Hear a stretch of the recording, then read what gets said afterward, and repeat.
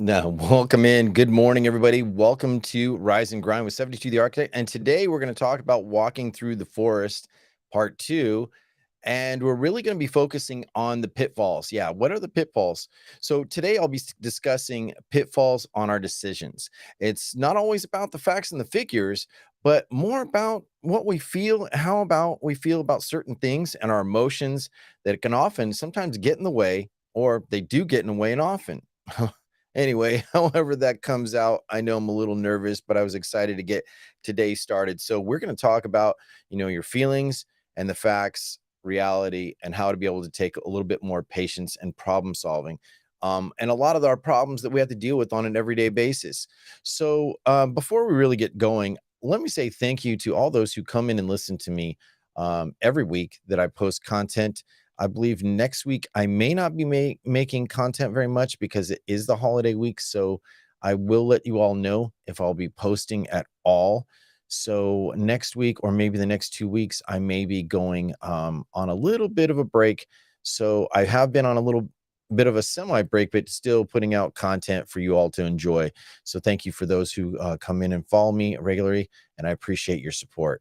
So to get started with the Daily Stoic, I looked at today's Daily Stoic, and it really related to what today's all about. And when we're walking through the forest, that means there's just so many options of things that we can do for ourselves. And it's like, well, which option do I choose? And then there's the element of how do I deal with the fear of it all?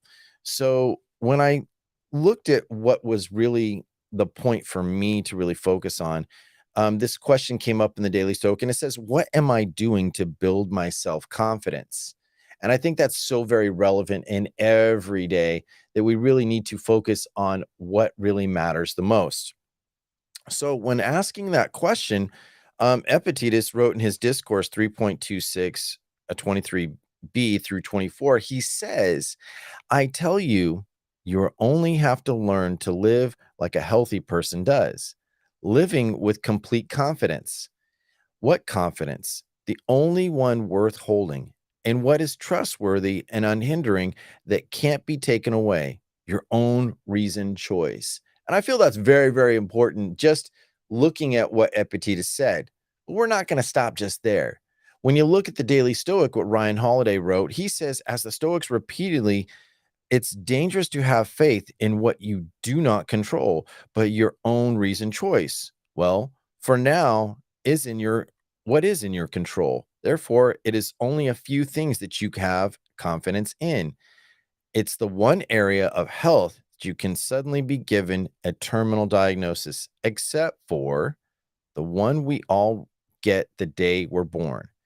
It's the only one that remains pristine and never wears down. It's only the user who quits, never will quit the user. Let me repeat that again. It says it's only the user who quits it, never will it quit the user. I think that's very important, just that phrase right there. But he also goes on to say in the passage, Epictetus points out that the slaves and workers and philosophers alike can live this way. Socrates, Dionysius, and Clytius lived this way, even while they had families and while they were struggling students. And so can you. So, what is that really saying to us? Well, to me, it says a lot. It's if I look at my own reasoned choice, if I look and monitor the influences that come in my everyday, am I distracted or am I deterred? Am I really falling off the mark? Well, we've got to look at the problems and the pitfalls to any decision, to any things that we want to, pursue and how we want to pursue them. Our success story, the right moves, the right choices, all that great stuff, right? I kind of talked about that in the first episode of are you walking through the forest? So, there are a few things, and I call them pitfalls. And I got this from Vanessa Lau on YouTube. She was really talking about how to create content and what content creators, um, what they face when they're making YouTube, and it's one of the hardest things to do. But she really inspired me to take what she wrote down in her, that she calls them the valleys of death in your content creation. I just call them pitfalls. So number one. The first thing that you're going to face in any endeavor, anything that you want to pursue in success, is the pitfall of just starting. People who never start. That's right. Because they're waiting for, have you ever been in that position to wait for the perfect moment, the perfect time? Stressful things always come up. There's always interruptions and you stop. You don't even go forward. So that's like one of the most commonly things that come and happen to us all. We face certain decisions. Either I don't know, I don't have the resources, the money, the time. Well, if you never make the time, you can never follow through with your idea. Otherwise, it's just kind of like a hope and a wishing well. So really got to take a look at that. The second thing is what is in view. What are your actions? What are you doing right now? So you get past that part. Okay, I've started whatever it is I'm going to do. Doesn't matter. It could be a new career. It could be college. For me, when I started college at 30 years old, um, even then I got some pushback from my family. You're starting college this late? Aren't you gonna, how long is it going to take? What do you want to become? Like the random questions, it just ran on and on and on and on. But the reality was they weren't going to do what I was going to do. And the thing is, I had to make those reason choices for myself. So when I started college, yeah, I went to school with people that are 18, 19. I started out at what is it, San Joaquin Junior College or Delta College, something like that. Anyways, but the point was, I was in class of people. I was literally 10 years older. I did not have the same mentality. I did not have the same reason choices. I did not have the same values. I was not living with my parents. I was really taking care of all of my own. So I had to decide, like, okay, this is going to be worth it. And I'm not going to care about any of what I see on the outside. I'm only going to care on the objective. So while I was going to college, there was no objection at school. It was more objection at home. It was objection from my relatives. So I had to really be careful of who I said what and what I said. That's why I'm really careful about whom I mention my goals to. I want to be around people who encourage me and help me thrive, inspire me to think more. Of course, there's going to be pessimism, but that doesn't mean it's the end of the world. You need to be proud of yourself. You're going to need to build that self-confidence, and self-confidence is the most powerful thing. And that's what the Daily Stoic is really referring to. So the after you get past, just making actions, you're doing a few things and you're in a rhythm, then you approach what most of us, approach or come across. It's the burnout. Sometimes you're working so much, you're working a job, you're taking care of your kids, then going to school, and then trying to find time to study. I faced all those things and it was not easy. It sucked a lot of times.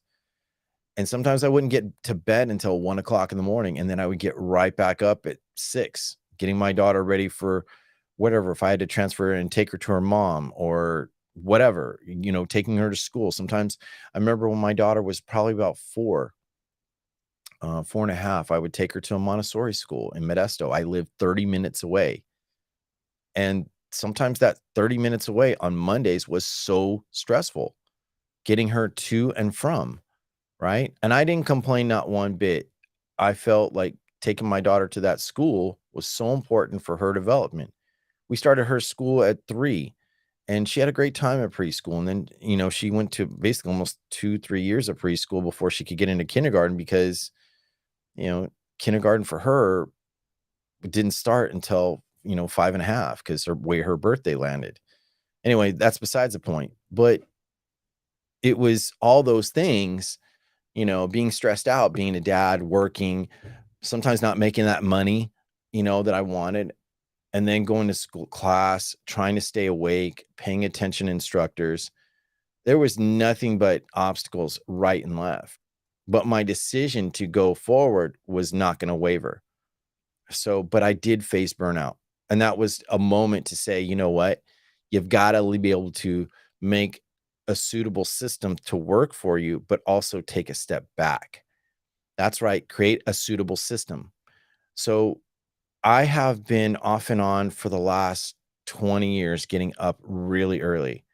The first 3 hours of my day is really dedicated towards me. And especially now, I got up this morning, like at 4 o'clock in the morning, without fail. I think a nightmare woke me up, and it was something that I was scared of, or maybe a vision. I don't know. But the point is that I had to really say, you know what, get up, get moving. Let's get out of our head. That vision came in my thought, for a reason. So I could be, facing burnout. But that's the thing is it's it's the amount of consistency that you push through your burnout, through your obstacles. Your obstacles may be more closely related to your feelings. You may be feeling like shit. You may be feeling like things that you just don't want to do this, you know, but you've got to talk yourself out of the feelings. You really have to say, you know what, this is more important to me that I go through whatever I've got to do, even when I'm burnt out, but take off my plate of responsibility. So not all the time did I have my daughter every single day. At the time, I had her at moments, you know. I only had her, Friday night till like Monday morning, or Monday afternoon. Sometimes that's just the way it went. But nevertheless, my cause was so important that even if I had burnout, let go. So that's very important to have exercise, get out there, go take walks. When you're paralyzed in your thought process, when you are stuck in your mental capacity, really, really, really think about what this means to you. Okay, it's important. I know I'm going to face this. I'm going to be tired. I'm going to go rest. I am going to take, even though I need to work 7 days a week on all this, there was times where I took a few hours off. I'm not going to worry about studies. I'm not going to worry about work. I took advantage of my day off. Sometimes I slept in. Yeah, there were times I was a dad where, yeah, I just put on the cartoons and my daughter would watch TV so I could just get an extra hour or two. But, you're a parent, your radar is aware, if something goes wrong. But still, the point is to get through that third pitfall. So the first pitfall was, where to start. The second pitfall was the action point, hey, I just need to do something about it. The third one is burnout. Now the fourth, it's the struggle of relevancy, right? And what does that mean?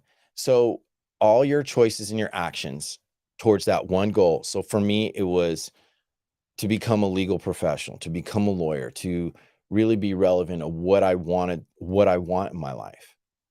But life changes. Sometimes the things that you want never come to be.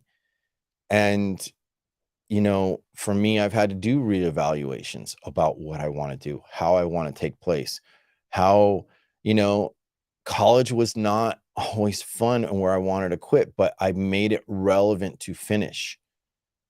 So many of us go to school and we're like, I don't know what I want to do. Life changed where that maybe that career field isn't going to work out, or maybe that relationship is not what I thought it was going to be. You face burnout, but the relevancy of why you're doing what you're doing it for has to be a strong belief. And building that confidence, that self-esteem takes practice. You can't just be in the middle of your struggle and say, well, I need to build confidence or I need to build self-esteem. You can try, it may be more than you can handle, but you need to train your mind and your body the same as in good times or bad times, because it's like strength in a muscle. I work out harder, in the good times. I work out hard to give me a perspective of going forward. So when I need that muscle to really be implemented, I understand exactly why the strain, why the struggle, why the consistency, why the repetitions came into play so I can handle it.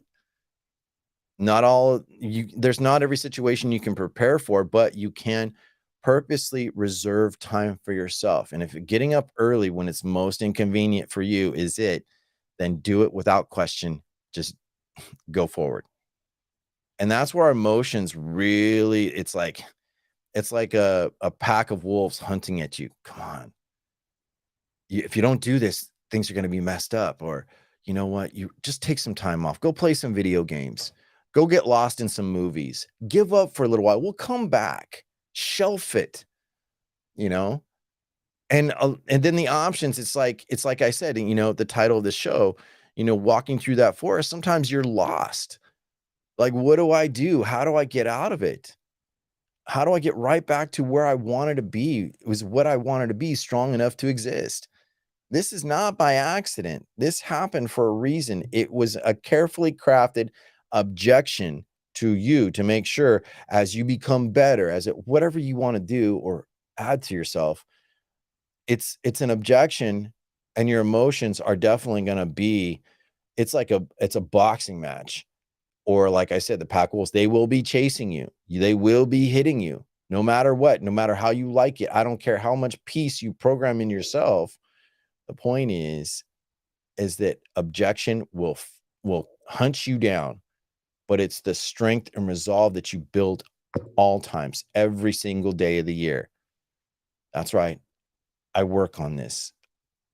And I think about, like, even just take a break from just even the episode itself. I think about 2022 and what it did to me, or did for me, really. Number one, it got me to awaken to my reasoned choices of error. That's right. I really had to look in the mirror. I had to look at my partner and tell her I wasn't so honest. There were some decisions I made that really cost us, and it cost me trust. But it wasn't gone permanently, because I believed that I was like, you know what? She may not like this, but I'm going to be clear. And slowly but surely, we've been working through this. The number two obstacle I faced, I'm still dealing with custody issues for my 15-year-old, who I love immensely, and I miss so much. I haven't seen her in months. And people ask me, how in the hell are you staying calm? My family asks me all the time. They tell me little things that they hear about her, because they have her social media. They have all that stuff. I don't. I have no contact with her. But January 17th, hopefully there is, and I believe there is, a beacon of light that will get me some progress. I believe this. But what that did for me was I had to be able to put my feelings aside. No matter how much I was upset, no matter how much I was angry, I had to start learning to mentor and minister to myself. And that means doing those difficult things. That means reading, journaling, recognizing my feelings, recognizing the words that I was saying, recognizing the actions that I was committing, the people I committed to, the arguments, on and on and on and on and on. I really had to create a filter system that I could clean myself off of all that bad energy, that bad juju. Bad can be a teacher, believe it or not. Good and bad are both teachers. They have equal weight. But it's how you reasonably choose and choose where they weigh in on you, and what is going to be different in your day, be different in your life. You know how many people I've said, Jason, you need to write a book. I'm not ready to write a book yet. I've written one chapter, but I really wanted to think about, before I write this book all the way out, I've been writing my reasons why it needs to be completed. I got close to me, allowed myself to just let the distractions go. And sometimes it was the feelings that hurt, So I was dealing with my girl, dealing with my daughter, and then I had career issues. And the career issues weren't easy to overcome either. The career issues and choices, I had to take a break. I literally had to take a break. And I said, I'm going to scale this back, and I'm going to reevaluate what are my reason choices and what is stopping me from making correct choices that I'm going to be a benefit to others. The answers to the questions that people need my help. I had to do that. So 2022 revealed a lot about me. I got a great family therapist who helped me navigate through some emotions. I start to learn how to argue less with people and be mad at the world less. I started recognizing the most important things: my family, my relationship with my father, my relationship with my mother, how I would let them cross my boundaries constantly, and I would be people pleasing at different times. So once I decided that enough is enough. I really started looking at my game plans and I stopped falling in those pitfalls or those valleys of death that stop me. So I'd be down, and it's like, and he just works so hard to try to get momentum and going. And it's a boom, you know? And that's the thing is you can't get stuck in all that.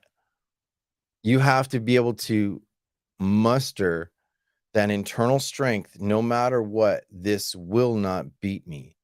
And a lot of people are facing a lot of decisions right now. They've taken self-defeat. What was it? One of the famous guys, the guy Twitch, had everything going for him. Had a great job or position, being a dancer, an influencer, has a lovely wife and beautiful kids.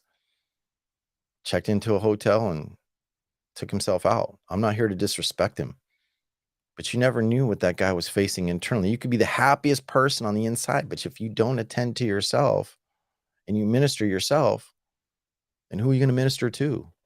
How can you really be happy, a fake happy in front of others? And people, and I'm sure his wife is asking, why? Couldn't you have said something? You know? But the point is, we can never forget that no matter what you face, if you let it creep in and you don't do the work, sometimes taking a break, sometimes working a little harder, pushing through. And that's the thing with your feelings, it's like a threshold. Your feelings will fade through persistence, consistency, knowing the end product. And I like that quote that I saw on Instagram one day. The guy says, amateurs work so hard to becoming professional to get it right. And the professionals work so hard to where they can't get it wrong. It's natural ability, nurturing their nature. So when you're nurturing your nature, whatever it is you want to have. I have colleagues and friends who have big issues about dating. A few things that I heard in the recent weeks. I have ADHD. I have hypertension. I have whatever. All these were labels and excuses that you be able to identify about yourself, but are you taking action? So if you have hypertension, are you reducing your cholesterol? Are you committing to healthy exercise, drinking more water, listening to your doctor? Anxiety. Yeah, you have it for a reason. Maybe you're too actively mentally and need to offset things physically. Why do I say that? Because I go through it. My perception is not going to be my prison. It's only going to be my tool, my keys to the doorways that I want to explore. So when you're looking through the forest, I mean, and all these trees are like on my thumbnail on YouTube, and you look at all this stuff, it's like, which way do I go? Well, sometimes you're just going to have to keep walking forward to get past the endless amount of forest, or go backwards, redesign, redo it, So when we look at, what matters, how are we going to get through the pitfalls, Jason? And here's what I'll tell you. Like I said, I took this from Vanessa Lau's content creation, so you can check her out. I think it's on Think Media, and she was out how to create content for YouTube on 2023. Focus and develop the skills around whatever it is you want to do. And just remember, don't let your Achilles, she calls it the Achilles heel, don't let perfection stop you from getting good. You're not going to be perfect at anything. So the more that you do it, the more that you're going to have to persuade yourself, pursue, no matter what you feel. Sometimes it's obvious and sometimes it's not, but it will bite you in the butt. So the misconception is, you don't need to know all the answers. You just need to know that you can keep going. And sometimes that's work harder. Sometimes that's rest, but know what's manageable on your plate. If you have to take off your plate, it's not that you're a bad person. Like it took me 8 years to graduate college, to get my first bachelor's. Then after that, it was like a landslide. Getting all my other degrees was easy, really, because I was setting up the systems that support me, talking to the right people, not mentioning my goals to the wrong people. And who were those people that are excited when I succeed and I'm excited to, to see them succeed. Focus on what you really enjoy, and what you enjoy is what you like best. So by not aiming for perfection, you're easier on yourself. Look at your target every day. What's it going to be like? This addition, these things that I'm going to accomplish, they're going to add to me. Don't be afraid to experiment. But that's why I say be mindful of who you mention your stuff to. Be mindful of who you say what to. You may be dropping gems for other people to pick up, but you also may, if you're listening, you also may be picking up gems that you can pick up. There's enough for everybody in reality, ladies and gentlemen. So you really have to think about, the focus to get me through and walking through that forest. Did I also enjoy the experience? Yeah, that I call me sick and twisted. Sometimes I've really enjoyed my obstacle, because as I got through it and I got better, I began to talk to people about, hey, I really enjoy, doing my stuff, doing my thing. I enjoy talking to people. I like solving problems. And sometimes it became a little bit of addiction. So got to be careful. Anyhow, but the point is no matter what you're trying to solve, look at the journey that it takes you, how it crafts you, maybe stronger muscles, maybe a clearer mind, maybe more patience, your ADD that you blame, or ADHD, your Asperger's like me. Hey, it's my superpower. It's not my deficit. It's not the reason. Like I was saying, a friend of mine was telling me I can't date because I have ADD or ADHD. And I'm like, what did you learn about all that stuff through an educated science to tell you where you're blocked? You reinforced all that teaching and you developed an internal vision about yourself that is not sustainable. And that leads on to my next point, and what Vanessa talked about. She's talking about reinventing yourself.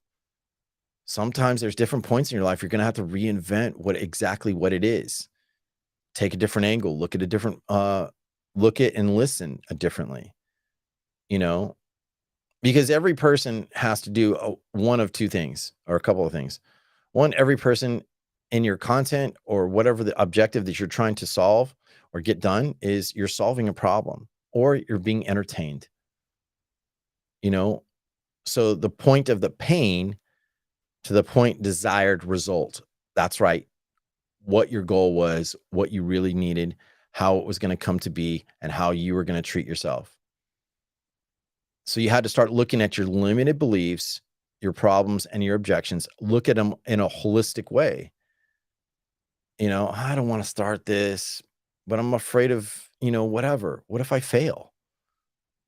Well, look at why you're failing. Why would you fail? You haven't even taken step one. Start taking steps and you'll know exactly where you can start making better choices. Get in a rhythm.